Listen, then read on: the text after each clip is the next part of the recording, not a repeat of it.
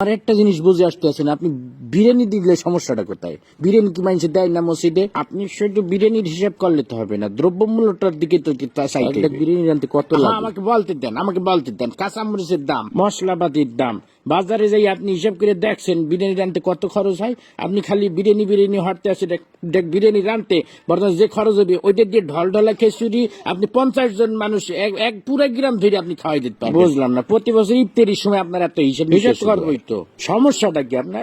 আপনি খালি খাওয়ার হিসাবটাই বুঝলেন, আপনি দ্রব্যমূল্যের হিসাবটা বুঝবেন না। আপনি কি মনে হচ্ছেন আমি কি বহুত টাকার মালিক হয়ে গেছি? হ্যাঁ, এখন যত কামাই তত খরচ।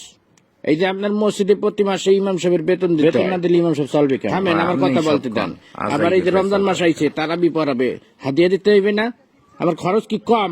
ফেতরা দিতে হইবে, জাকাত দিতে হইবে। শোনেন একটা কথা, রিজিকের মালিক আল্লাহ। আল্লাহ আপনার ধন সম্পত্তি দিছে, ধন সম্পত্তি দিয়ে আপনার পরীক্ষা লেতে আছে।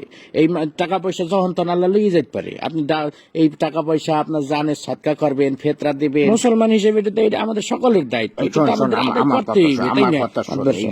সবাই বয়ান করে বুঝানো যায় না, বুঝছো? যে তুই কোরআন বুঝাইতে চাইলেও বুঝবে না। একটা কথা সবসময় মনে রাখবি, যে মানুষটা জায়গা রয়েছে তাকে কিন্তু ঘুমেতে উঠানো যায় না। এই যে আমি বিরিয়ানি দিতে পারবো না, আমি ডলডলা খিচুড়ি দেবো, বিরিয়ানি দিলে আমার সমস্যা, এই যে এত সময় ধরে বুঝাইতে আসো, একটা কথা কি ওর কানে গেছে? ও শুরুতেই বসতে আছে যে আমি ডলডলা খিচুড়ি দেবো, আমি বিরিয়ানি দেবো। আপনি কতক্ষণ ধরে বুঝাবো আমি? এই টাকা শোন, আমি গত বছর আমি পুরা গ্রাম বইটা আমি বিরিয়ানি খাওয়াইছি না, পুরা গ্রাম কোনো ঝামেলা হয়েছে। আমি শুধু আমাদের মসজিদ না, আমি ভাগ করে দিছি। আমি পশ্চিম পাড়া মসজিদে দিছি, উত্তর পাড়া, দক্ষিণ পাড়া সব মসজিদে আমি ডেক করে বিরিয়ানি পাঠাই দিচ্ছি। কোনো সমস্যা হয় নাই, শর্টও পরে নাই, সবাই তৃপ্তি সহকারে খাইছে। আমার মনে হয় আমার মতো সভাপতি এই মসজিদে ইতিপূর্বে আর আইসি কিনা আমার জানা নাই।